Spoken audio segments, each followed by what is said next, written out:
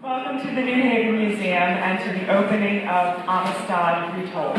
I'm Margaret Ann Takashewski, Executive Director, and on behalf of our board and staff, let me say how excited we are to have you with us tonight. As the title suggests, Amistad Retold is a reconceived exhibition drawing on new scholarship and artistic representations, and is the product of a collaborative process with our project advisors to reinterpret and reframe the Amistad story.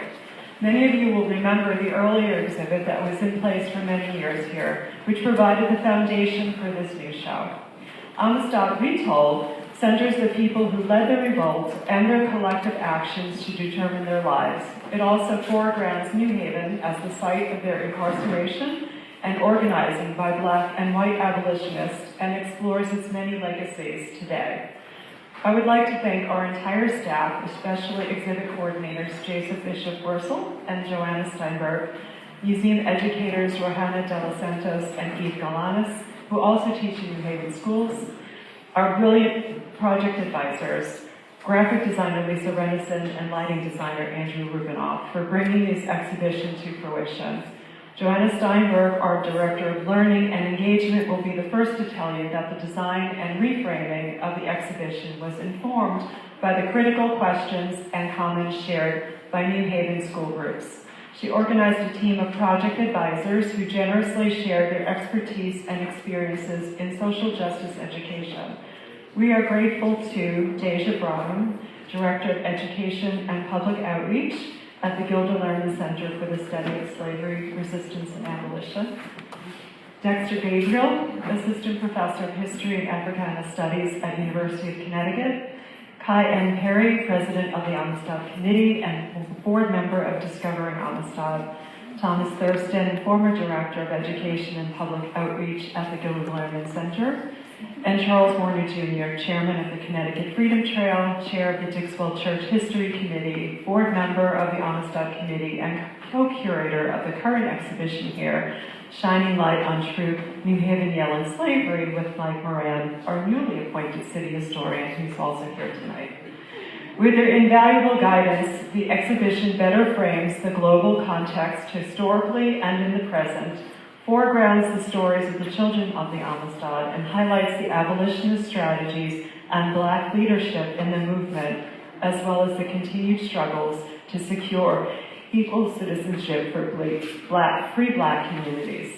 We've asked each partner to share brief reflections about the retelling of the Amistad story to honor its incredible legacy, after which the Amistad Committee will celebrate student voices by announcing the awardees of the Tony N. Park Human Rights Essay Contest.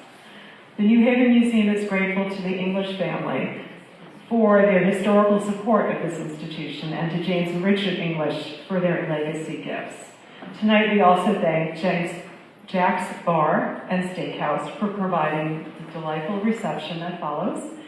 As part of the exhibit experience, we invite you to visit our Whitney Library downstairs to see a display of original books and letters relating to the Amistad, and to visit Eve Galanis' website documenting significant Amistad sites throughout New Haven.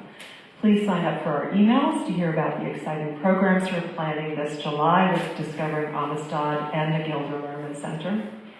And I thank you, all of us thank you tonight for making this evening memorable for everyone. And now I'd like to invite our partners to share a few remarks.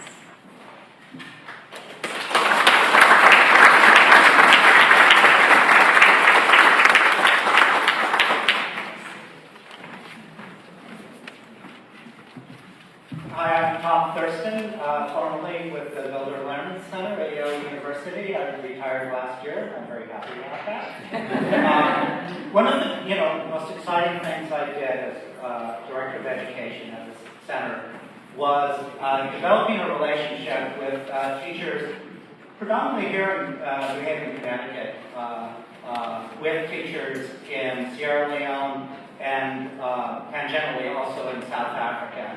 And it gave me a wonderful opportunity to visit Sierra Leone, talk with teachers and historians there, and in the process, finding out what they knew about the Amistad Committee, which was, or about the Amistad case, which was quite a bit. Singapore is on the currency of Sierra Leone. There have been postage stamps. His story is told in music, in murals, in theater, all sorts of reasons. So before I left for my first trip, I contacted Margaret Ann and mentioned we were going there, and she graciously sent for me to present to the National Archives in Sierra Leone pretty much a full-size copy of the Singapore portrait, which is, of course, downstairs in the Amistad exhibit room, and also a ton of cards with that picture on it, and pictures of the Townsend pictures that are in the Beinecke Library to present to the teachers that I'm working with and other people that I met. And I have to say, I just hold up a photo, a little postcard that you can get right here at the Museum of St. Bekay, and say, does anyone know who this is, to a classroom in Sierra Leone? And every student would raise their hand, which is something that we should be striving for. They tell that story, from a different kind of point of view. This is a story that we've held, not always publicly, but for the last 150 years. It's not a kind of story that you talk about much when you're colonialists ruling an African country, about a group of Africans who rise up and overthrow their oppressors. Not the kind of thing that you want the students to be learning. So it's not until well after Sierra Leone gained its independence, which was, I think it just in 1961, that this story begins to become a part of the kind of history that we tell ourselves about Sierra Leone. A good friend of mine, Joe Ali, Professor Joe Ali from Forbay campus of the University of Sierra Leone, wrote really the major book that teachers who are going into public schools and private schools in Sierra Leone use to tell the history of Sierra Leone. And there is, this was first published in 1990, there is a brief section on the Amistad revolt and things having to do with it, that is in a chapter in the book called Christian Missions in the Hinterland. That's where it's situated in the history of Sierra Leone. There's a good reason for that. It's one that not until this exhibit you would really be able to get a handle on. And that is that when the Amistad, the Mende people, are liberated and return to Sierra Leone, they go as part of a missionary society. They set up what's called the Mende Mission. Not everyone, but it's part of the Amistad story. And that mission goes on to establish a lot of really important public schools and private schools throughout Sierra Leone, including one in Moyamba called the Harford School for Girls, not Hartford, Harford, that I had the opportunity to visit when I was meeting with teachers there and learn a little more about it. So we had a great opportunity to both bring teachers from Connecticut to Sierra Leone to visit some of these places, to learn more about the full history of the country, and then more importantly, I think, to bring Sierra Leoneans here to Connecticut, to New York City, and then to Washington, D.C., to learn about the Black freedom struggle here in the United States. They visited the museum here and saw the former exhibit. They visited the Beinecke Library and saw the many documents and other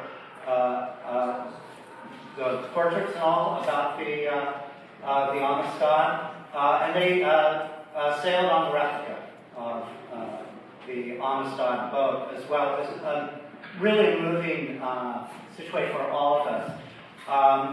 But it also called to mind the fact that, we have this wonderful history that we've kind of pulled together about this story. Not much in the way of these kind of documents, and the people of Sierra Leone, they are creating kind of a public history around this, but they don't have quite the access that we do here, that we should, obviously be grateful for, but that I wish we could do more to share with them. I know this is being recorded. I reached out to the teachers that I'm still in contact with in Sierra Leone. I've invited them, hello everyone, to tune in and to watch it, to meet you, to learn a little about what we've done here, but also I think to promise that we'll be back and continue to work together to build understanding, to develop resources, educationally and otherwise, that will tell the story, this shared story that we have between New Haven and the wonderful country of Sierra Leone. Thanks.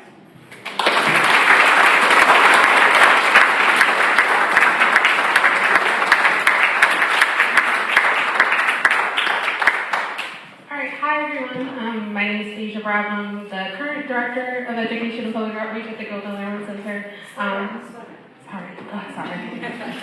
So it's been a long day, y'all, okay? I hope you all are well. I'm really excited to be here with you all today and to be amongst our colleagues who also contributed to this really monumentous day. I just want to give a special shout out and thank you to the New Haven Museum staff who just really have been really helpful for me in my time of just kinship and working together on these different projects. And I will say that partnership has really kind of inspired me of just remembering how hopeful we can still be in this time. I had a good conversation with a friend who happens to be here today, and we were just talking a little bit about how during these time periods where there's so much strife and anger and so much going on in the world, that you can sometimes feel so hopeless, like there's not change happening. But I think that it's in moments like these tonight that we can really be reminded that we are making change, right? And I think that's what's so inspiring about this project is that it's a going back. We need to do something differently. We need to center new stories. We need to tell new experiences, new perspectives. And so I'm excited about this being kind of a night of reclamation, especially from being someone who did not learn about slavery throughout my entire K-12 education. I think it's really beautiful that we have students here tonight who don't have to tell that story. And so that's what's exciting about tonight. That's what makes this night hopeful. And so thank you all for coming, and I'm excited for you all to see the beautiful stories of Black resistance, and this opens up the pathway to tell more examples of Black, Indigenous people of color exerting their agency and telling new stories of America. Thank you.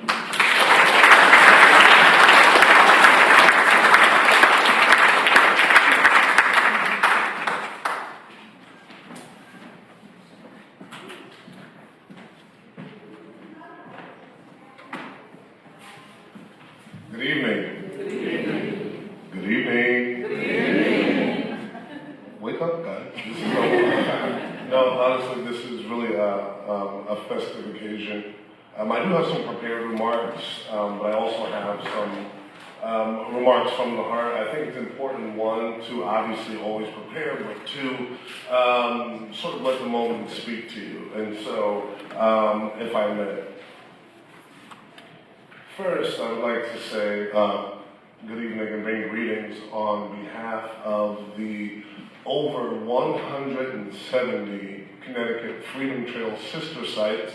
The New Haven Museum has certainly won a crown jewel in our crown of the Freedom Trail, and so it's wonderful to be with you all, and congratulations. But certainly, I would like to say thank you to Margaret Ann and the entire team, family, I call them a band, at the New Haven Museum, who's really got some exciting work happening and a lot of energy. Thank you for the current undertaking, including the rejuvenescence that has taken place in this space and in the Amistad room. And that room holds the legacy of one of America's most pointed occurrences, the Amistad incident. I learned from my predecessor at the Freedom Trail and a teacher, a great teacher of mine, Al Martin, that the Amistad incident should be viewed as the first modern international human rights crisis. This place holds the legacy and the heritage of that incident. New Haven, our streets, Connecticut, our state, is where the main part of this story took place. So that gives us, one, greater access, but two, it gives us greater purpose. A greater purpose to lift up the tenets and the history of that incident, and a greater purpose to share the information with the community so that we can leave a positive impact on the future. I'd like to recognize two very important people who are links in the chain of the history of the Amistad incident. One, I'd like to tip my hat to Connie Royster, who is the niece of one of our own New Haven jewels, Judge Constance Baker Motley. We thank you for being a piece of that story and doing what we should all do by spreading the word and educating the community. And second, only in order but not in importance, is the godmother of the Connecticut Freedom Trail, Mayor, Alderperson, Senator Tony Nathaniel Hart, who has honestly been a driving force in making sure that the legacy and heritage of the Amistad story won't ever be forgotten. Mayor Hart was the person who was then the elder who took the idea of creating the Amistad Memorial in front of City Hall to the Board of Alders. And she's stuck by the Amistad story ever since, and we thank you.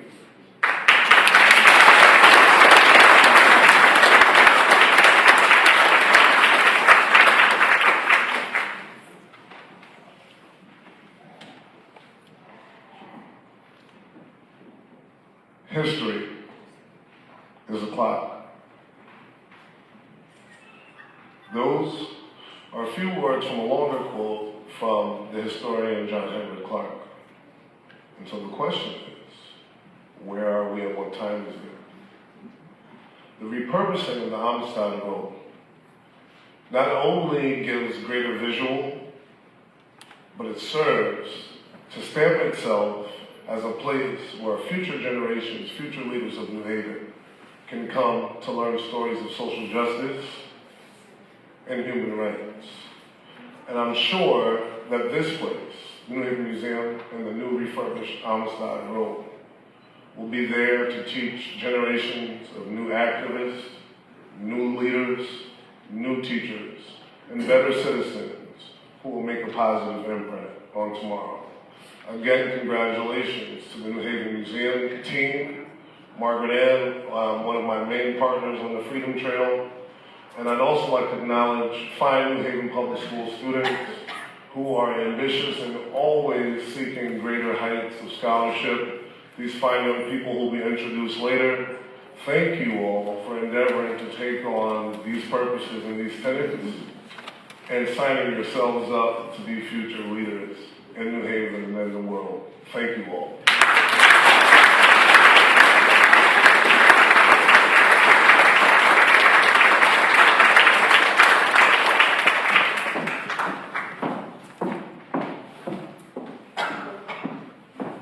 I'm next.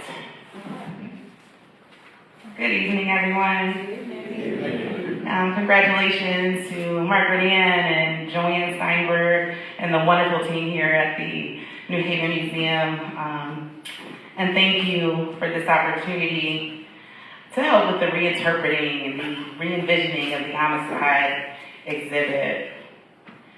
Not many people know, but 20 years ago, I joined the crew of the recreated schooner Amistad when the tall ship was sailing through the Great Lakes and stopped in my hometown, Toledo, Ohio. I sailed all around the Great Lakes, through the Erie Canal,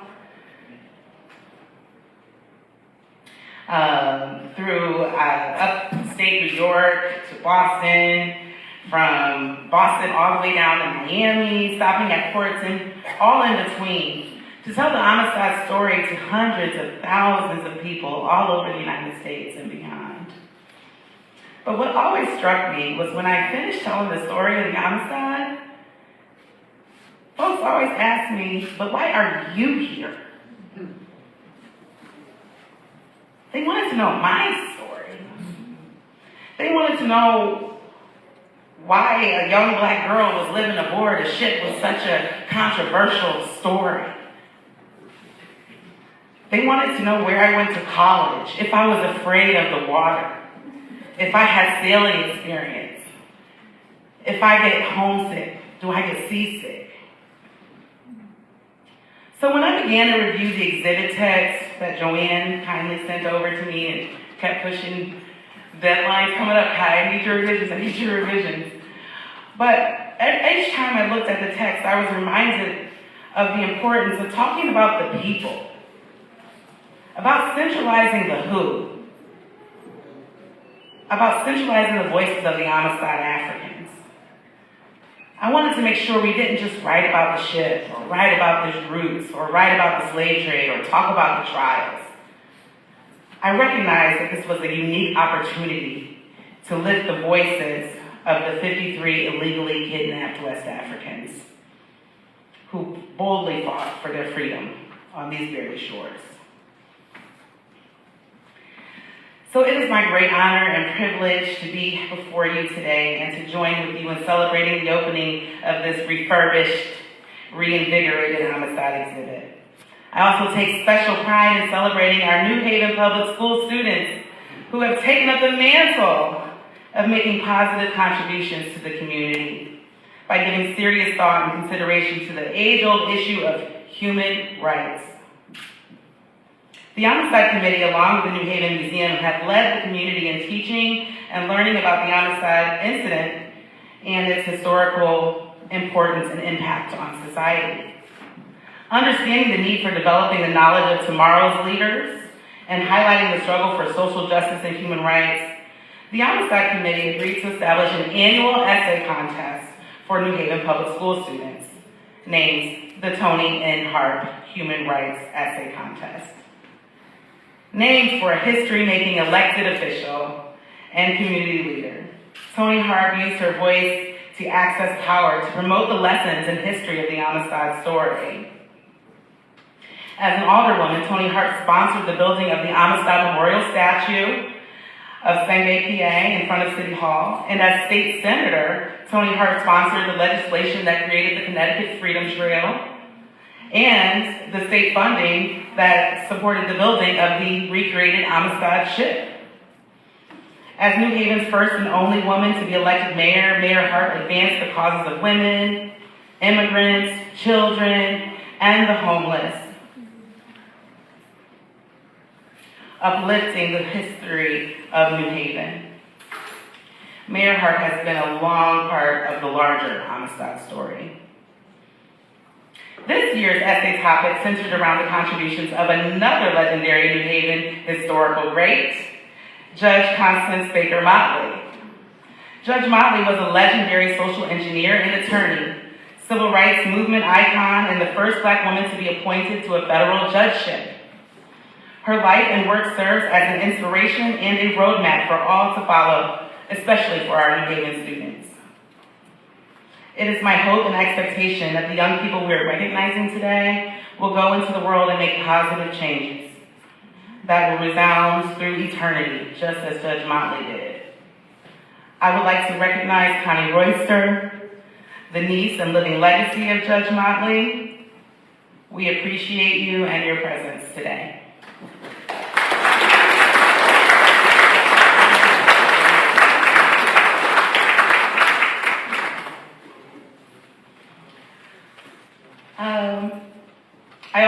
to take a moment to thank some of our judges. I don't know if any of them were able to be present today, who are directly involved with serving the needs of the community in various capacities. They are Fallon Thomas, Community Liaison of the Yale Hiring Initiative, Reverend Jaquan Beecham, Director of Community Development in the Andover Newton Seminary of Yale Divinity School, and Dr. Glennis King Harrell, Supervisor of Special Education in Speech, Vision, and Hearing for New Haven Public Schools. Thank you.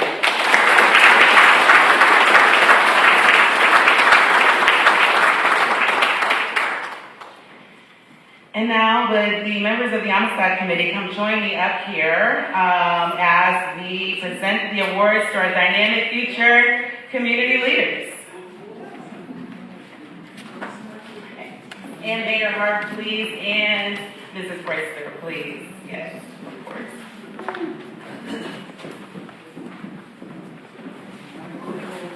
Oh, the next one. More. Is that better?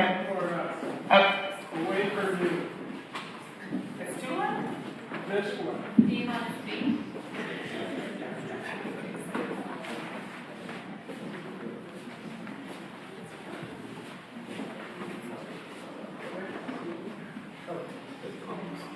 So we're going to begin with our, can everyone hear me okay? Yes. Okay. We're going to begin with our 11th grade winner.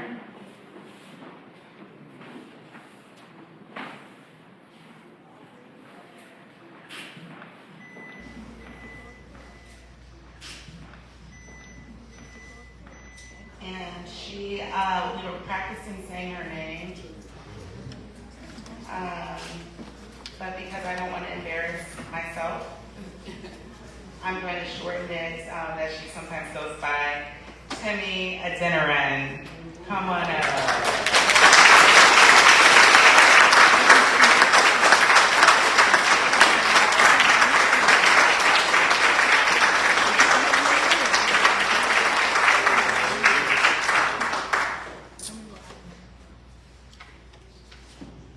Timmy is the first place winner for the junior competition, the 11th grade competition, winning $1,000 book award.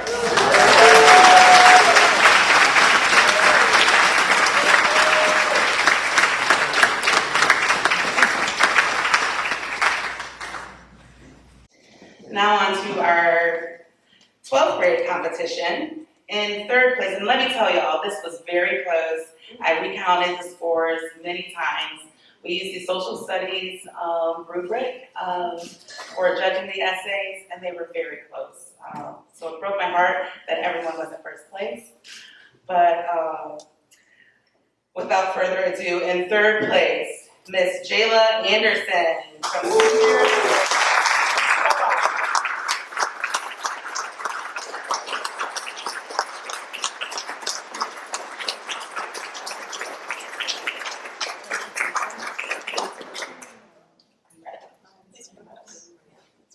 Jayla is a senior at the Cooperative Arts and Humanities High School and received a book award for $250.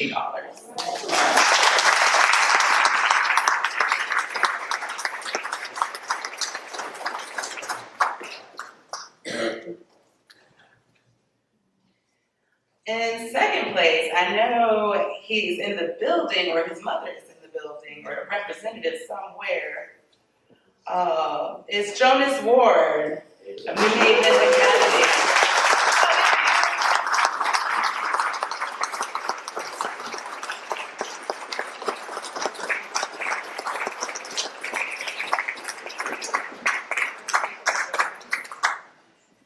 Jonas is a senior at New Haven Academy and is receiving an award for $500.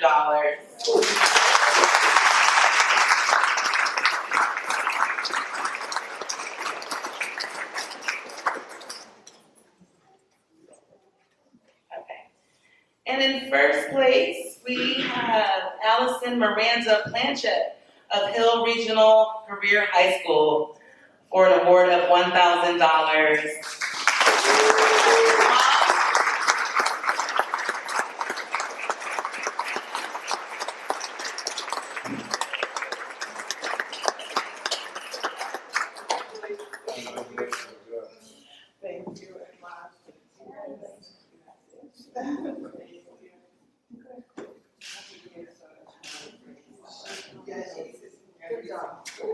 Are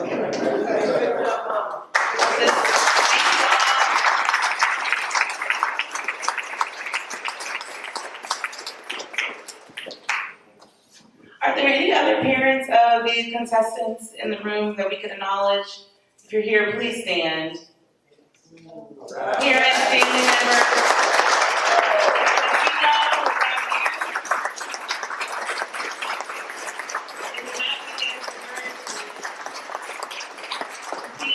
Contest and take advantage of all the opportunities that are out there for them, right? And so we know it starts at home, so thank you very much. Well, this concludes our award ceremony, but I'm going to put on my classroom hat and end on a high note. When I say Amistad, you say freedom. Amistad? Freedom! Amistad? Freedom! Amistad? Freedom!